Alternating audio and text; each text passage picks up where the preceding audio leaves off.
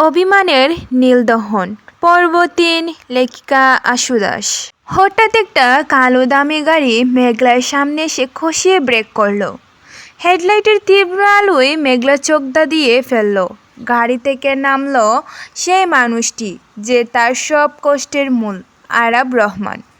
আরাব ছাতা ছাড়াই বৃষ্টির মধ্যে হেঁটে মেঘলার সামনে এসে দাঁড়ালো। তার চোখে তো কোনো রাগ। সে কর্কশ গলায় বলল, নাটক বন্ধ করো মেঘলা। ড্রামা করার জন্য এই বাস স্ট্যান্ডে ছাড়া আর জায়গা পাওনি? চলো গাড়িতে উঠো। মেঘলা মাথা তুলল না। সে পাথরের মতো বসে রইল। আরাব তার হাত ধরে হেঁচকা টান দিয়ে দাঁড় করালো। আমি কি কথা বলছি না তোমার সাথে? গাড়িতে উঠো বলছি। মেঘলা এবার জাড়া দিয়ে নিজের হাত ছাড়িয়ে নিল। তার চোখের দৃষ্টিতে আজ ভয় নেই, আছে একরাশ ঘৃণা। সে চিৎকার করে বলে, কেন যাব আপনার সাথে? আমি তো রাস্তার মেয়ে, তাই না? তবে রাস্তার মেয়েকে রাস্তায় থাকতে দিন।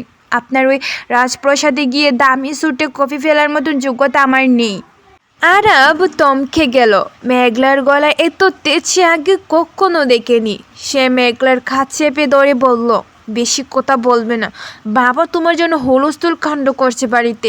শুধুমাত্র বাবার মান রাখতে তোমাকে নিতে এসেছি। আমার ধৈর্যের পরীক্ষা করো না। আপনার ধৈর্যের চেয়ে আমার আত্মসম্মান অনেক বড় মিস্টার আরাব রহমান। আপনি আমাকে জোর করে বিয়ে করতে পারেন, কিন্তু আপনার বাড়ির কেন গোলাম বানাতে পারবেন না। আমি কাল সকালে বাবার বাড়িতে চলে যাব। আরাব এবার মেঘলাকে কোলে তুলে নিল। মেঘলা হাত পা চড়তে লাগলো, কিন্তু আরাবের শক্ত শরীরের সাথে সে পেরে উঠল না। আরাব তাকে গাড়ির পেছনের সিটে প্রায় ছুঁড়ে ফেলে দিয়ে দরজা লক করে দিল। গাড়ি চালাতে চালাতে আরাব আয়নায় দেখল মেঘলা জানালার দিকে মুখ করে ডুকরে কাঁদছে।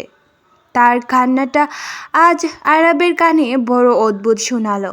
আগে কখনো কারোর চোখের পানি তাকে বিচলিত করেনি, কিন্তু আজ কেন যেন স্টিয়ারিংয়ে রাখা হাতটা কাঁপছে। বাড়িতে পৌঁছানোর পর চৌধুরী সাহেব আর আসমা বেগম মেঘলাকে আগলে ধরলেন, কিন্তু মেঘলা কারোর সাথে কথা না বলে সুজা নিজের ঘরে চলে গেল। আরাব যখন রুমে ঢুকলো, দেখলো মেঘলা ভেজা কাপড়েই মেঝেতে বসে আছে। আরাব তুয়ালে ছুঁড়ে দিয়ে বলল, শাওয়ার নিয়ে নাও। অসুস্থ হলে আবার আমার উপরে দোষ আসবে। মেঘলা তোয়ালটা পাশে সরিয়ে রেখে বলল, আমি একটা শর্তে এই বাড়িতে থাকবো। আরাব ব্রু কুচকে তাকালো। শর্ত? তোমার সাহস তো কম না। হ্যাঁ শর্ত, আমি আপনার অফিসে আর কাজ করব না। আমি অন্য কোথাও চাকরি খুঁজব। আর এই বাড়িতে আমি শুধু আপনার বাবা মায়ের সেবিকা হিসেবে থাকবো। আপনার সাথে আমার কোনো সম্পর্ক থাকবে না। আপনি আপনার জীবনে স্বাধীন, আমি আমার জীবনে। আরাব হাসলো, একটা তাচ্ছিলের হাসি। ঠিক আছে, তোমার মতন অযোগ্য কর্মচারী আমার অফিসে দরকারও নেই।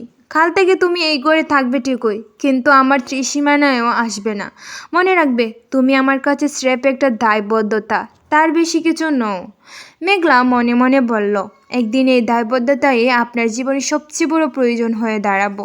সেদিন আমি থাকবো না আপনার পাশে। রাত বাড়তে লাগলো। দুজন একই ঘরে থেকেও মাইলের পর মাইল দূরত্ব তৈরি করে নিল। মেঘলা জানতো না এই জেদ আর অভিমানে ভরা পথ তাকে কত দূর নিয়ে যাবে। পরদিন সকালে চৌধুরী বিলের পরিবেশটা আগের চেয়েও ভারী হয়ে রইল। মেঘলা খুব ভোরে উঠে নিজের সব ভেজা কাপড় ধুয়ে মেলে দিয়েছে। সে আজ এক অন্যরকম শান্ত। তার চোখের আগের সেই ভীরুতা নেই, বরং এক ধরনের প্রতিজ্ঞা কাজ করছে।